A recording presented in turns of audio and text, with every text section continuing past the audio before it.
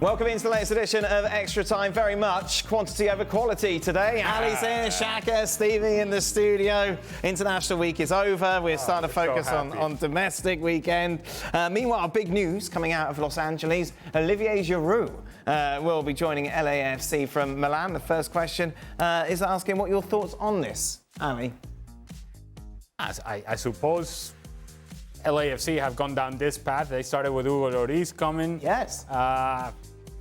Imagine that you're going to get goals from Olivier Giroud. I didn't really think that Luis Suarez was going to be a hit in Major League Soccer because, honestly, in watching Luis Suarez move over the last couple of seasons, and I'm using the term move very loosely, it didn't really fill me with a whole lot of confidence. But what we have seen is that if you have Messi playing behind you, he's going to find you with the ball and you're going to be able to score goals. Well, they're going to have to find somebody in LAFC that is able to provide Olivier Giroud with service. And if they do, he's going to score goals for them. I'm not sure if any of you can address this, but I'll ask it, maybe you, Stevie, when you didn't play for Scotland.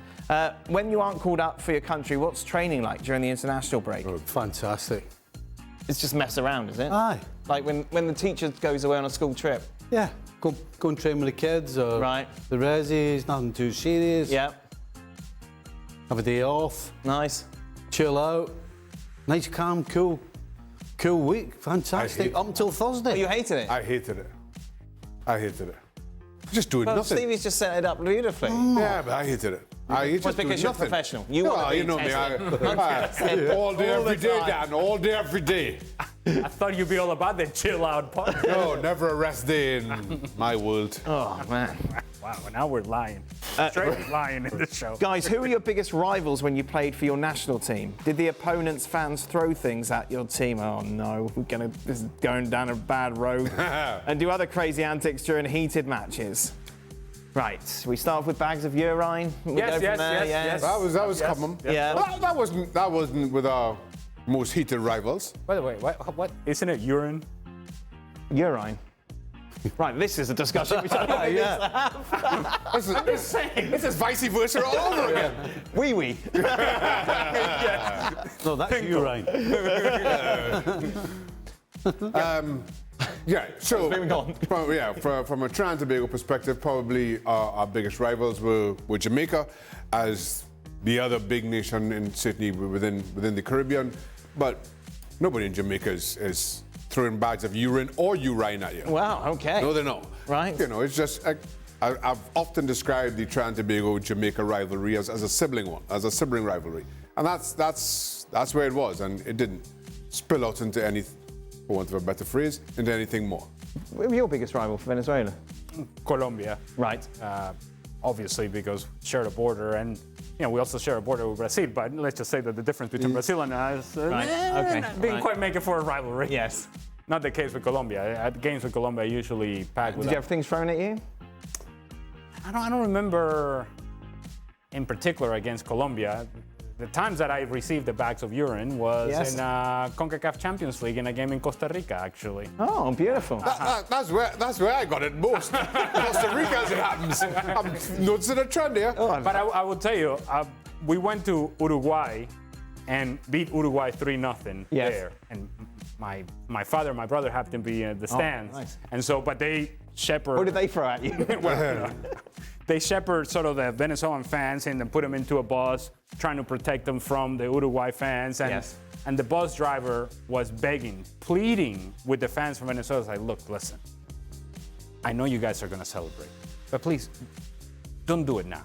Sure. Do it when you get to the hotel. Yes. In a controlled environment. Provoke. Don't do it now, because if you start yelling out of this bus, they will stop us and they will burn my bus. And this is how I make a living. Oh. So the guy was essentially begging. Yeah. And so, the Venezuelan fans were well behaved until they got to the hotel. Good. Yeah. The bus survived. The bus survived, as far as we know.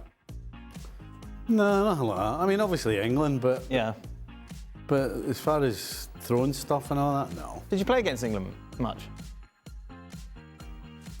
I'm trying to think. Once at Wembley. Oh, here we go. Once at Wembley, and then a couple of times in under 21s. By the way, twice at Wembley. Sorry, once on a Wednesday and once on a Saturday. And by the way, you went as a fan as well, yes?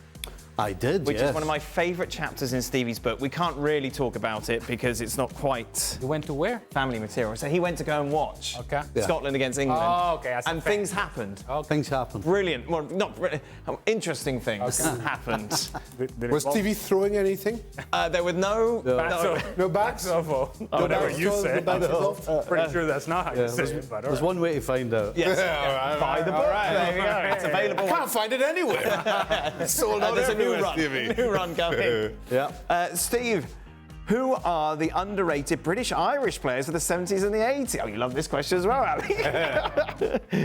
Players that would tear it up in the Premier League nowadays. I'd suggest prime Alan Ball would be immense in the modern game. Who was taller, me or Alan Ball? Alan Ball was 5'6". Yes, I'm 5'8". Take that, Alan Ball. No, you're not. Look at my driver's license. No, you're not Yes. free. You're 5'8" with your heels on. Tippy I'll toes. tell you what, he was small, but he was tenacious. And he was a great player. Just like you. I mean, Nobody's ever said that about that. All into nature. Oh, yes. Get ready, me and Bally. I think the height's about the only comparison. But, They're quite a high voice, didn't he, as well? As well. well, he was famous for three things. He was famous for winning the World Cup 1966 with England. That's, it's quite a claim. He was famous for his high voice. Yes. He used to talk like that. Yep, he did. And he was famous for wearing white boots. Well, when it was... Classic. Oh, wow. I mean, nobody wore white boots. No. Right. Except him. Who would you like to throw into this conversation apart from Alan Ball? Oh, Mariner. Paul Mariner. I wish Paul was here because Paul played under him at Portsmouth. Yes. And I'm sure you've all seen the film The Dirty Dozen. Well, this team that Ball put together was like the Dirty Dozen. Right. Just vagabonds, thieves, thugs. Right. I mean, just Rest in peace, Paul Mariner. We love you, Paul. honestly, a horrible bunch. and Mariner was one of the sensible ones at it. Wow. But they used to, whenever they played away from home, all the players used to wait on Alan Ball. Once they all got on the bus to get ready to drive home, and the driver would shut the door, and the manager would lean over to the bus driver and go, "Driver, first available." And they would all start cheering and everything. And what first available was the first liquor store. As soon as the last one got on the bus and the door shut, he would just lean over and go, "Driver, first available, thank you." Yes, And they all beautiful. go, "Yay!" There we go. Remember the single tear by Shaka? Oh, dear. Very good, very good. Emotional times. What an eclectic mix this exercise be.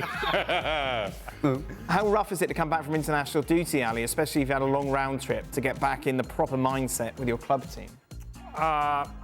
I'd say for me it was one of the biggest challenges, and particularly if you're playing some of these do or die games in CONMEBOL qualifiers, and you just got done beating Argentina, which we did at one point, or you big game against Colombia, a big game against Brazil, or whatever the case may be, and you are on this high, right? You get on that flight, and traveling from South America to meet my team in MLS wasn't always the smoothest ride, because we would have to go back to Venezuela and then catch a flight and so on and so forth. Eventually I would get there, and you're tired, you're physically tired, but you're mentally drained. But nobody cares when you get to your team. It's Friday, you're playing on Saturday, and the coach is having a conversation with you. He's like, "How you feeling? How you doing? You doing okay? You feel good? And what are you gonna say? Yeah. I mean, you say, "Yeah, I'm all right," but you're not gonna say, "No, look, I'm dead. I can't play." Right. You want to play. Sure. This is what we do. But it was always difficult. The physical part was difficult, but the mental part of turning the page on what you just did, or didn't do for that matter, whether it's elation or frustration, and then being able to focus on your job on the weekend. What about you, Shaq? You had long haul jobs. I was all right, Dan. Yeah. You know me, Dan. I'm switched on all day, every day. Really? Yeah, I was We're definitely lying. game to game, Dan. Didn't really matter. What's happened to you? Your new fancy ties got you all excited. Tell you what. Look at this. Gold, baby. I know, gold. Steve, while you were playing, would your teammates have imagined you being a manager someday? No. No. Would you have Wait for the rest of the question. Hey, I couldn't imagine I was going to be Well, a that manager. is Never it mind something that them. you thought about doing during those days? You just fall into it, Well, nothing else. I couldn't do anything else. right? And you need money. And I needed dough. Yeah. So I didn't have a choice. Aye. No, it just so happened that I actually enjoyed it. Good. So, yeah, no. They certainly would say no. And if you'd asked me when I was younger, I would have said no. But here you are. here you are. Living testament. Dreams do come true. Dreams do come true. And if I may say, if we can get serious for a second, Stevie was one of the best managers in MLS, if not the best manager. There were only eight teams, though, weren't there? Well, then there were 10, and then there were 14, whatever the case. He was one of the best, if not the best, because players talk. Yeah. And Stevie was always held in high regard by his players, which is, I suppose, is the best reflection that you can have as a manager, that your players speak highly of you. Even those that you got rid of still spoke highly of Stevie. So I would have loved to have played for Stevie. Why didn't you sign him? Dive Never too did any much. money. Couldn't afford them.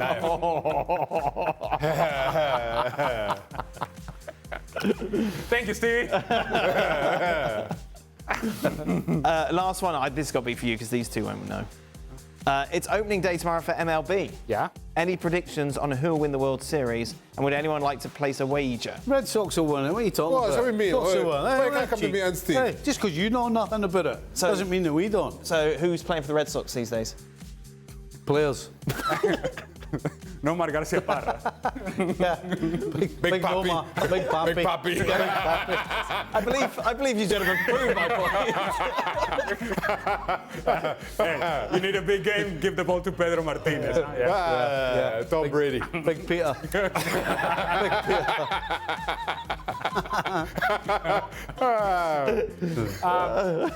By the Atlanta Braves, they always seem to threaten but come up short. Oh. Maybe the Atlanta Braves are the ones, Texas Rangers defending champions. But the story right now in Major League Baseball is actually not necessarily the start of the season, but what's going on with superstar Shohei Ohtani. Oh, speaking of wagers. So he's been accused of placing bets, or betting on the game, gambling on the game. And what has happened, apparently, is that now we're blaming the interpreter. Well, there you go. Huh? Now we're blaming the interpreter, and we're saying, and hang on to this, Jack, you're gonna enjoy this. $4.5 million went missing from his account, and he didn't know the interpreter had actually taken that money. Oh. Now, I just bought plane tickets for my parents to come and visit in a couple of weeks. Oh, nice. Pay $700, right? Okay. I got a message from my bank saying, hey, is this really you? To verify. $700. Okay. When $4.5 million go missing, somebody has got to be able to send a message. These are the views of Ali Moreno and not those of the collective ESPN FC Are you group. telling me he's gone, go and get us a BLT and he's put bets on? I mean, what are we talking about? It was lost in translation. Come get me a sandwich. It's like, But I don't know. But the interpreter is the one being blamed. I don't know how that happened. That's Ali Moreno. I'm just curious. How do $4.5 million disappear? We got to go there? Some of us will be back Roll the tomorrow. music. Yeah, play the music. Play I'm the getting my music. haircut. I'm getting my haircut. Oh, the Come haircut. on. There we go. Yeah. Well, yeah, it was. It's not looking as puffed out as yesterday. Fluffy yesterday. Yeah, yesterday it was It's looking. normal gel Very back. fluffy. All right. Ah, dear. Right. Okay. Who wants to see Ali? What did I say? I'm just asking a question.